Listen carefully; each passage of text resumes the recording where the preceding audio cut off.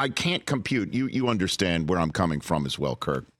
That I was texting with my Michigan buddies. Like, we currently live in a world where Michigan is considered better than Alabama and is one step away from having a right to claim that about everybody. I can't believe it. And obviously this could be Jim's last game there. We don't know.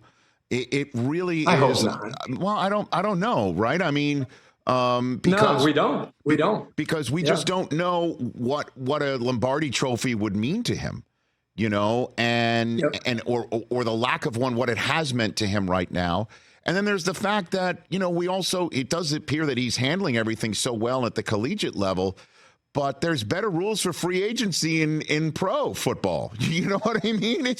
I don't know what the world looks like for the next few years. I don't know. I don't think anyone can ever climb into his mind this time of year. I mean, every year it seems that there are some kind of rumors, that he's headed back to the NFL. Maybe at one point it'll become true. Maybe if he climbs the mountain here this year with this team because he has a special group, maybe this will be the end. As a college football fan, I hope not. I mean, I love him being in college. I think he adds to the storylines every single year. People, it seems that he's very polarizing. People love him or hate him. He has a very unique personality as far as what he shows publicly. I get to know him like you see a different side. It's like Bill Belichick. People think Bill Belichick is the guy that stands at the podium, or Nick Saban is the guy that stands at the podium. And then you get around him and get to know him, and you're like, wow, you're a really good guy. I really like hanging out with this guy. But they choose not to show necessarily that guy all the time when they're at a podium.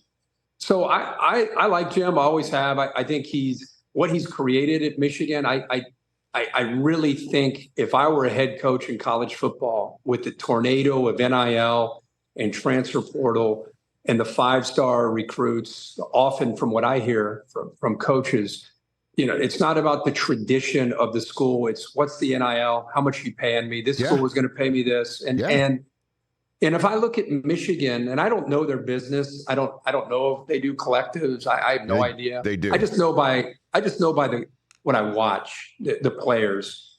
What I look at Michigan is kind of like when I look in the NFL, and I'm not comparing, their talent to the 49ers, but it reminds me of San Francisco in that, you look at Brock Purdy, and he wasn't the first pick overall, but man, does he fit in perfectly with what they do offensively.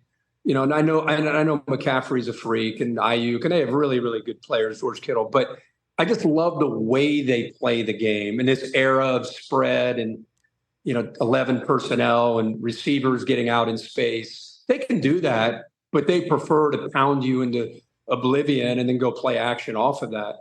And Michigan does it kind of the old-fashioned way, and I'm an old-fashioned guy, so I like it.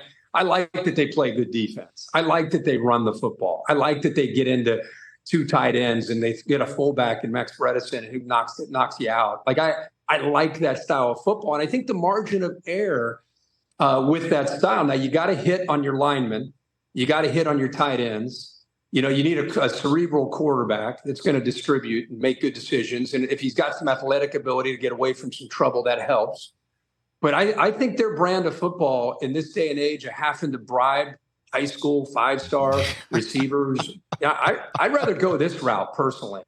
I'd rather go, play this brand of football. That's the route I would go if you could. Catch the Rich Eisen Show every single day on the Roku channel, 12 to 3 Eastern, for free.